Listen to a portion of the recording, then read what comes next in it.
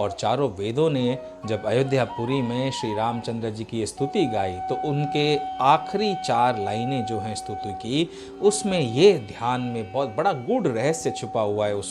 उसमें ये समझ में आता है कि चारों वेद श्री रामचंद्र जी के दर्शन करने के लिए और उनकी स्तुति करने के लिए क्यों आए। क्योंकि वेदों ने कहा कि ब्रह्म अजन्मा है, अद्वैत है, केवल अनुभव से ही जाना जाता है और मन से परे है। ब्रह्म कौन है? ब्रह्म वे हैं जिन्हें हम पर ब्रह्म कहते हैं, जिनका कोई शरीर नहीं है, जो निराकार स्वरूप साक्षात परम पिता परमेश्वर, जगत के रचयिता, सृष्टि के रचयिता, ब्रह्मांडों के रचयिता है, जो बिना कान के सुनते हैं, बिना आंख के देखते हैं, बिना मुंह के सारे चारों वेद जिनकी मुख से निकले हैं, बिना जिह्वा के सब कुछ खाते हैं, टेस्ट करते हैं और बिना ही शरीर के सारे कर्म करते हैं। उन ब्रह्म के बारे में चारों वेदों ने कहा कि ब्रह्म अजन्मा है, अद्वैत है, केवल अनुभव से ही जाना जाता है और मन से परे है।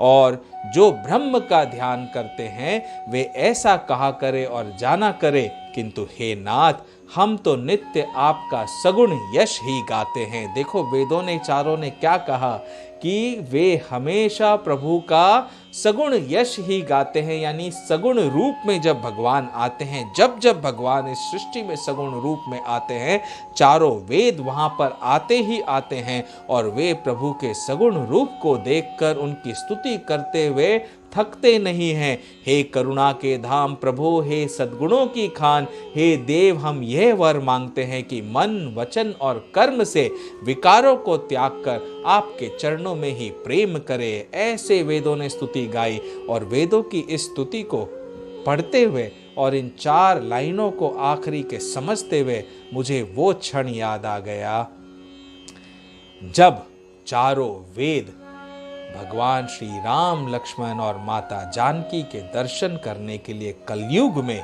उस समय आए जब मैं बैद्यनाथ धाम में गया था प्रभु शिव के दर्शन करने के लिए, और राम जी के, लक्ष्मण जी के और माँ जानकी के साक्षात मनुष्य रूप में दर्शन करने के लिए इतना आतुर हो गया था, क्योंकि कपिलेश्वर महादेव मंदिर में तिरुमाला में जब श्री रामचंद्र जी लक्ष्मण जी के साथ आए तो उस समय प्रभु की माया के कारण मैं उन्हें पहचान न सका, जान न सका। उनके जाते ही माया प्रभु ने समेटी और मैं पहचान गया। तब से मैंने हनुमान जी से निवेदन किया था कि मैं भगवान के दर्शन करना चाहता हूँ, लेकिन मुझ भोले के साथ में ना प्रभु की माया को मत लेकर आइएगा। प्रभु से कहिए, निवेदन करिए कि मुझे साक्षात दर्शन दे और मैं उन्हें पहचान सकूं। और जब मैं बैजनाथ धाम गया और बैजनाथ धाम में लगातार 2 दिनों तक हर गली गली, हर कूचे कूचे मंदिर के हर कोने कोने में हर इंसान में श्री राम को ढूंढता रहा कि कहीं ये तो राम नहीं है, कहीं ये तो राम नहीं है,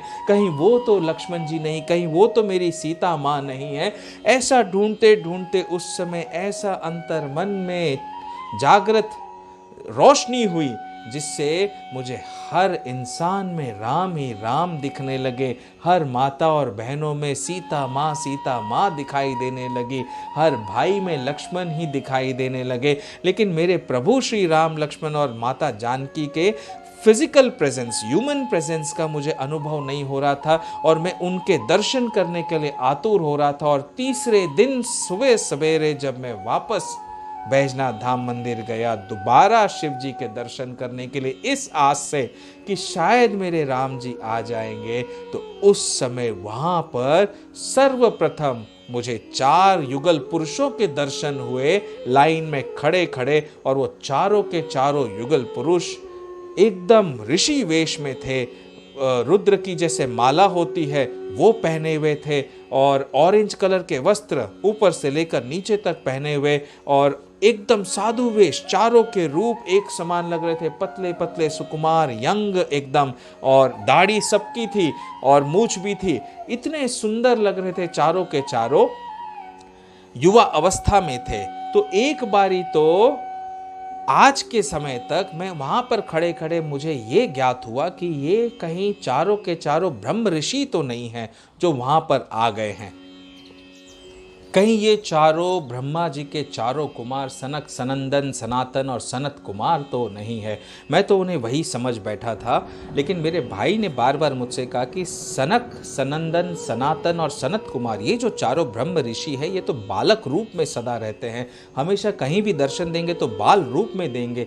वे चारों युवा अवस्था में थे जिन्हें तुमने देखा, तो वो चारों ब्रह्म ऋषि तो नहीं हो सकते हैं। आज रामायण पढ़ते पढ़ते ये ज्ञान आ गया और एकदम से आभास हो गया कि वे चारों ब्रह्म ऋषि नहीं, वे तो चारों के चारों वेद थे जो भगवान के दर्शन करने वहां आए थे। और उनको देखते ही तो मुझे वहां पर बैजनाथ धाम में समझ में आ गया कि कहीं ना कहीं यहीं पर इसी बैजनाथ धाम में आज भगवान श्री राम, लक्ष्मण जी और सीता माता के साथ में वहां पर पधारे। देखिए मेरे सारे रोंगटे खड़े हो रहे आज भी उस दृश्य को याद करके।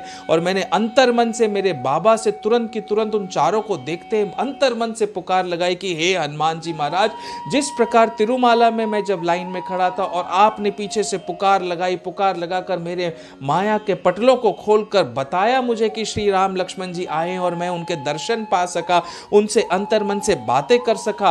आज भी प्रभु की माया को यहां पर मत आने देना, मेरी प्रभु के माया से मेरी रक्षा करिए और मुझे बताइए कि क्या प्रभु साक्षात यहां पर बैजनाथ धाम में मनुष्य रूप में पधारे हैं कि नहीं पधारे हैं।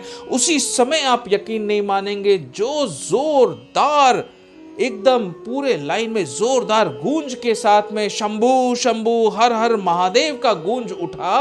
उन चारों वेदों के आसपास, चारों जो युवा कुमार थे उनके आसपास उस उद्घोषणा को सुनते ही मैं समझ गया कि प्रभु मेरे राम, श्री लक्ष्मण जी और सीता माता के साथ वहां पधारे हैं।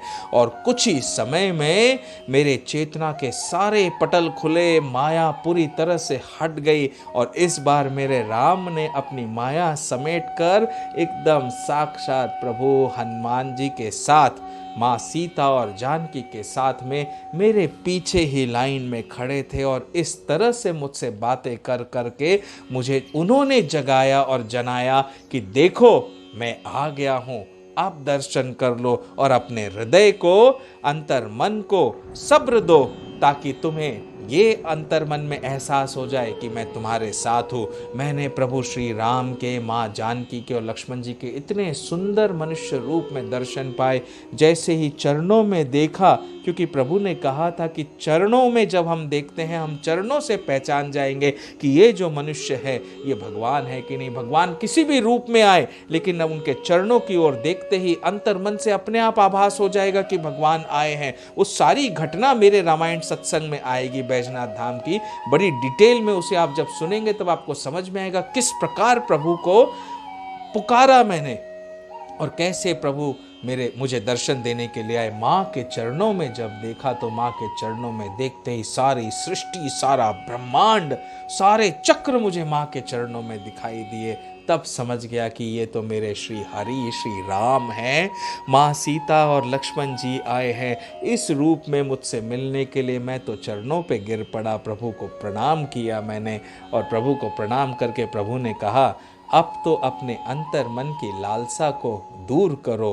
प्रभु से तो मिलने का बार बार मन करता है, देखो मैं तुमसे मिलने के लिए तीसरी बार आ गया हूँ। अब अपने अंतर मन को, आत्मा को थोड़ा सा वो कहते हैं ना, अवकाश दो, मतलब शांत करो। और शांत करके जो मेरा कार्य तुम्हें दिया है, धर्म स्थापना करने का कार्य, अधर्म का नाश करने का कार्य, उस पर अपना ध्यान केंद्रित करके अपने कर्म को धर्मानुसार करने के लिए आगे बढ़ो। इस प्रकार श्री रामचंद्र जी, सीता माँ और लक्ष्मण जी के मुझे अद्भुत दर्शन मनुष्य रूप में इस कलयुग में 2024 में जब मैं बैद्यनाथ धाम में गया अपनी पत्नी के सहित, उस समय मुझे इतने सुंदर दर्शन हुए। और आज रामायण पढ़ते पढ़ते मुझे ज्ञात हो गया कि वे जो चारों वहाँ पर आए थे वे ब्रह्म ऋषि नहीं, वे बल्कि चारों वेद थे। क्योंकि रामायण भी कहती है कि जब जब प्रभु सगुण रूप लेकर धरती पर आते हैं तो चारों वेद वे सगुण रूप को बहुत पूजते हैं, सगुण रूप का ध्यान करते हैं। वो ज़रूर आते हैं प्रभु के दर्शन करने के लिए, क्योंकि वे ब्रह्म के मुख से निकले हैं और निर्गुण रूप से निकले हैं। तो सगुण रूप में तो प्रभु के दर्शन कर कर वे कृत्य कृत्य हो जाते हैं। जय श्री राम, जय जय श्री राम।